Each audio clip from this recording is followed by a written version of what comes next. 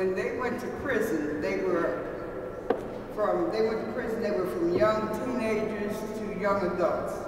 And now they're from middle age to gray-haired grandparents to deceased, because our sister Merle, she died under suspicious circumstances in prison.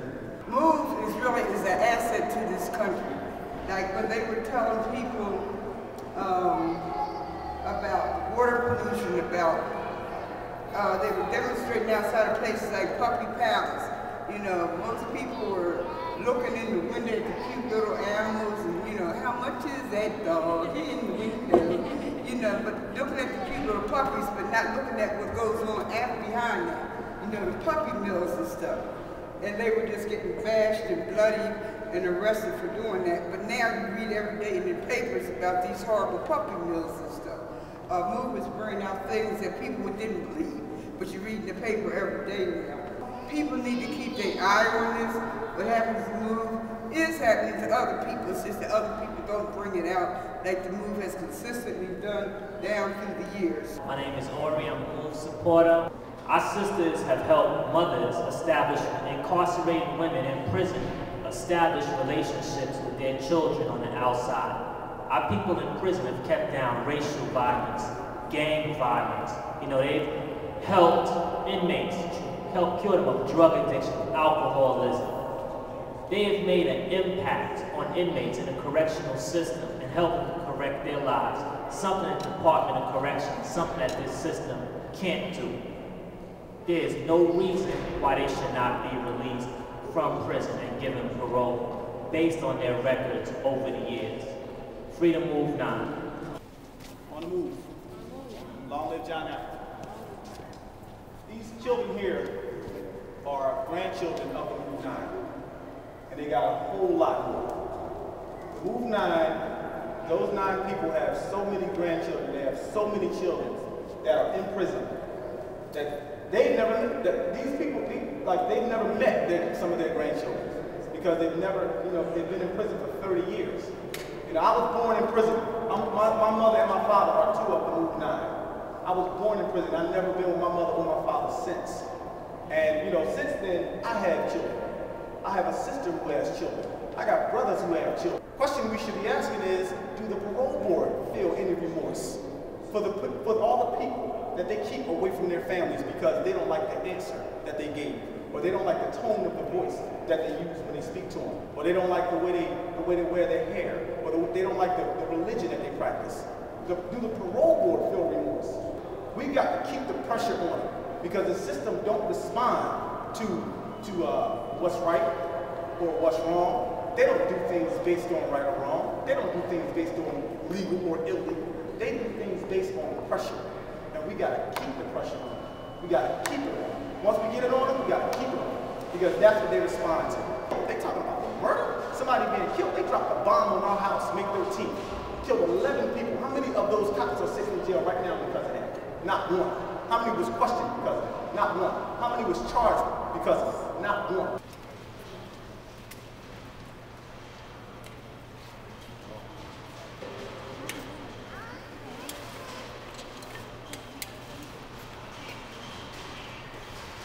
I can't stand very long, but sometimes you gotta take a stand, right? You don't stand for some, you'll fall for anything. Just to wrap it up, I want to let people know that, these are people, 9 people, in the 1970s who got together, decided they didn't like life on the streets. They wanted to make their lives better, and they wanted to improve the world around them. So they started demonstrating against mistreatment of animals in the zoos and in the furriers. They demonstrated for better treatment of elderly people in the homes for the elderly. They demonstrated for clean water in the inner city so that poor people could drink good, nourishing water.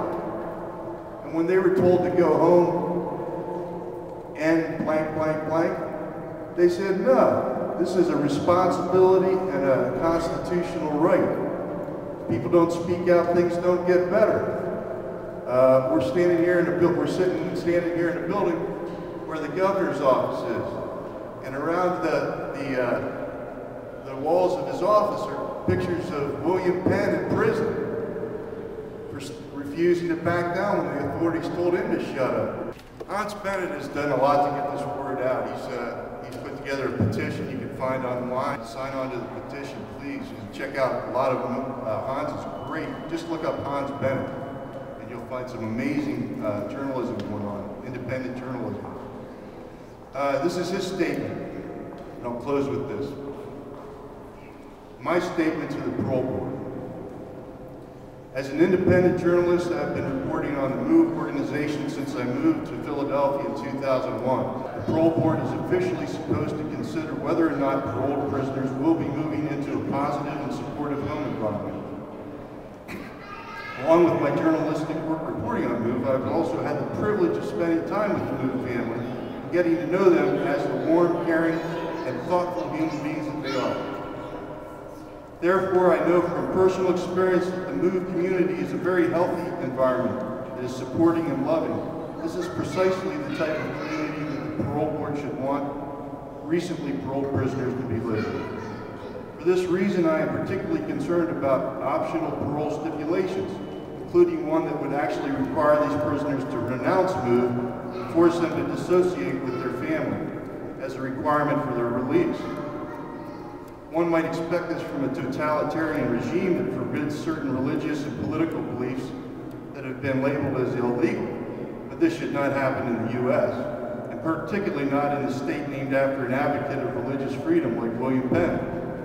I think it is similarly unfair to require these prisoners to express remorse for a crime, quote unquote, because they have consistently said that they are innocent. If these unfair stipulations are required, it can only give further legitimacy to the allegation that the MOVE 9 are indeed political prisoners. As a U.S. citizen, I've grown up believing in liberty and justice for all, and I ask you with all of my heart that you please apply these admirable ideas to this case and release the remaining MOVE prisoners so that after 30 years spent behind bars, they can finally return home to their families. Hans Bennett, Philadelphia. I'd also like to let people know that parole stipulations did change in 1996, and I'm not a lawyer, but I don't think that they're under as strict parole stipulations as prisoners are that have been convicted since. Something that people might want to look into if you have any lawyer friends or any legal knowledge. So, thank you, everybody. On the move.